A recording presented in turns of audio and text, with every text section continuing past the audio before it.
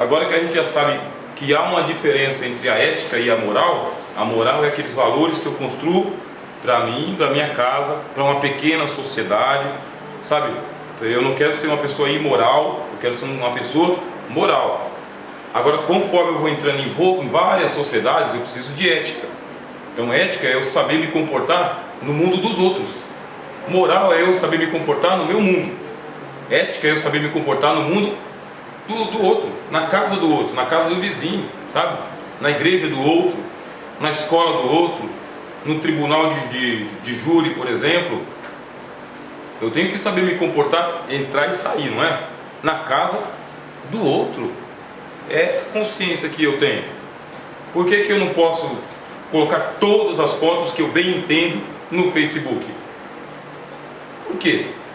É por causa que você representa uma espécie de comunidade cristã. Dependendo da foto que você colocar lá, aí pronto, vão falar da sua instituição, da sua igreja, do seu ministério, vão atacar a sua casa, a sua família, gente que não tem nada a ver com você. E muitas vezes são os moralistas. Quem são os moralistas? É aqueles que eles acham que a regra de vida dele é padrão para o mundo inteiro. São moralistas. Só serve para você e para sua casa, mas não serve para a sociedade inteira. Você é um moralista. Moral é você, ética é para todos. Agora, a gente não pode pegar essa ciência que a gente tem e dar lugar à libertinagem, tá bem? O apóstolo Paulo fala justamente isso, que a vossa liberdade não seja causa de escandalizar o outro, né? Que a sua liberdade não se torne em libertinagem.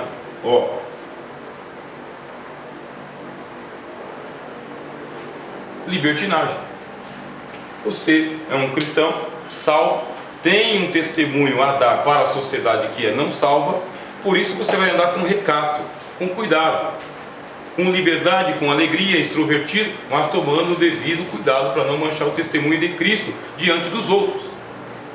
Tanto é que os pecados na nova aliança, eles são confessados diretamente a Deus, tá, irmãos? Jesus é o único mediador entre Deus e os homens. Acabou aquela pataquada que falavam antigamente de que tinha que ir no confessionário para poder pegar a penitência lá com o sacerdote católico. Isso não existe. Os protestantes falaram o seguinte, é você, sua consciência e Deus. Resolva os problemas dos seus pecados com Jesus. Agora, se os seus pecados eles afetam a comunidade cristã, a sua igreja onde você está, cometeu um escândalo, espalhou, a igreja vai ter que tomar uma providência. Por causa dos outros. Disciplina, exclusão, esse negócio é sempre por causa dos outros. Está bem entendido? Pois bem, resolva os problemas dos seus pecados com o seu sacerdote, que é Jesus. Há um só mediador entre Deus e os homens, Jesus Cristo, homem. E agora, não transforme a liberdade que você tem de confessar os seus pecados unicamente a Deus em uma libertinagem. Libertinagem é justamente você se liberar, tá bom? Se liberar. Isso é libertinagem.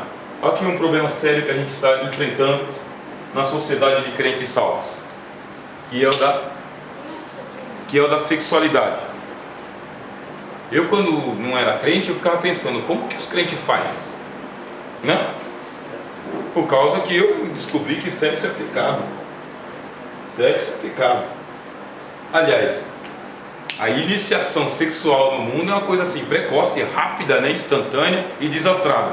Está no mundo, está liberado. De qualquer jeito, com qualquer pessoa, a qualquer hora, em qualquer momento. Entendeu? Está liberado. Você tem uma iniciação muito precoce.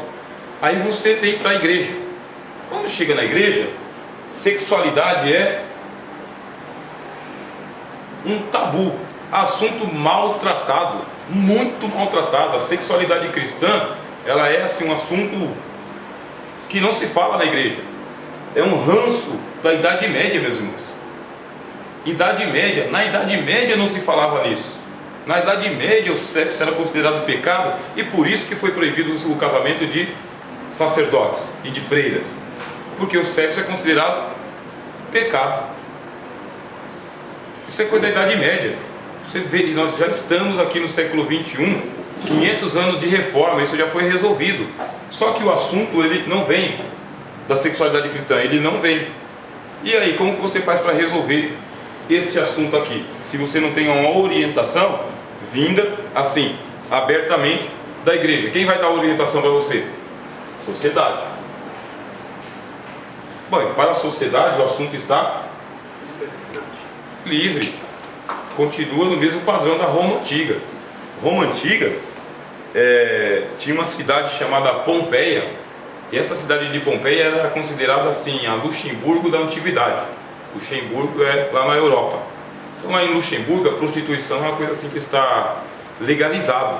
Prostituição, tá bem? Holanda, alguns países ali, a prostituição está legalizada, não escandaliza ninguém.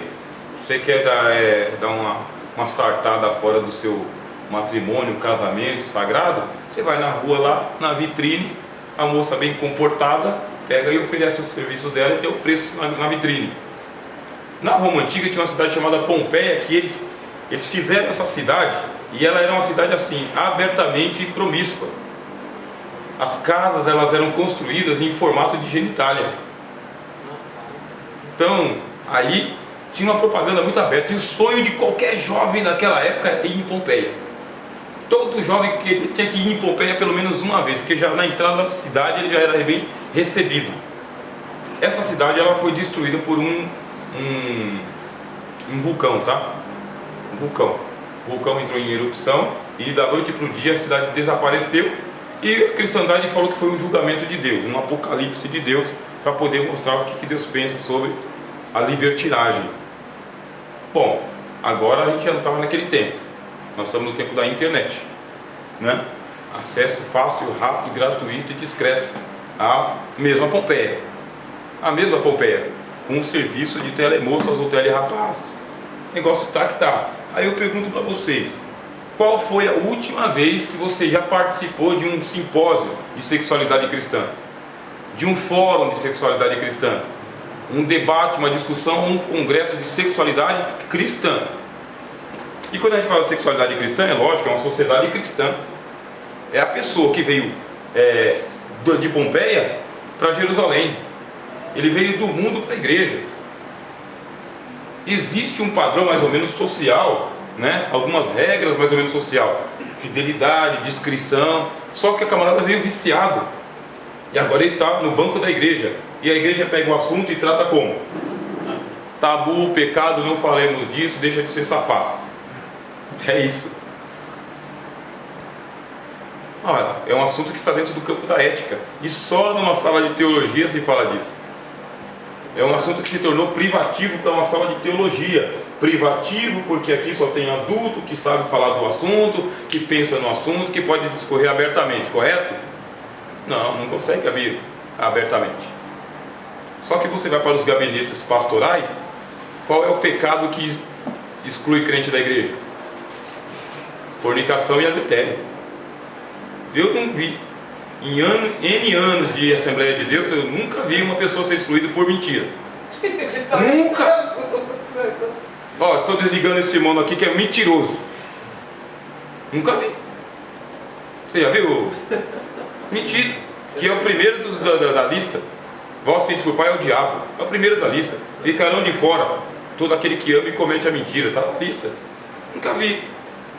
Toda pessoa que eu vi disciplinada, excluída, porque adultério é fornicação. Adultério é fornicação. O pecado contra o corpo. Mas se é um pecado que coloca tanta gente para fora da igreja, por que não é tratado? Qual é a pessoa que tem uma dor de dente que não vai atrás de tratar dessa dor de dente? Não vai no dentista? Qual é a mulher que está com problema de ginecológico que não vai procurar o médico, o ginecologista? Qual que é a pessoa que está enfrentando um câncer que não vai procurar um oncologista? Se é um câncer, se o negócio está tomando conta de mocidade, casais, homens, mulheres, lesbianismo, homossexualismo, se o negócio está alastrado, se a gente só fala no canto do ouvido, por que a igreja passa por cima desse assunto aqui, que é o câncer? E na hora de tratar, por que trata assim com meios termos, entendeu? Como se fosse todo mundo aqui infantilizado. O assunto tem que ser tratado como tem que ser tratado. A melhor pessoa que eu acho que deveria tratar desse assunto em uma igreja é um médico. Um médico, ginecologista, um urologista, um psicólogo, um biólogo. Deveria ser tratado como é tratado, sabe, em sala de aula mesmo. É isso aqui. Portas abertas ou portas fechadas, tire as crianças do auditório. Eu estive numa igreja que a menina, ela queria começar a falar com as crianças sobre o assunto de homossexualismo. O pastor proibiu. Não pode falar. Só que a mesma criança, quando ela vai para o jardim da infância, creche, escola, o assunto é falado com cartilha na mão. Cartilha na mão. Olha o retrocesso. Existe uma ética cristã para a sexualidade? É a pergunta que a gente faz. Será que existe assim a Bíblia falando como fazer, com quem fazer, quando fazer, onde fazer, por que fazer? Será que a Bíblia fala alguma coisa diretamente? Será que a igreja da antiguidade se preocupava com esse assunto? Será que em alguma época da igreja houve uma preocupação com esse assunto? E outra coisa, pecados sexuais, eles atrapalham ou retiram a pessoa do plano de salvação? Pecados sexuais.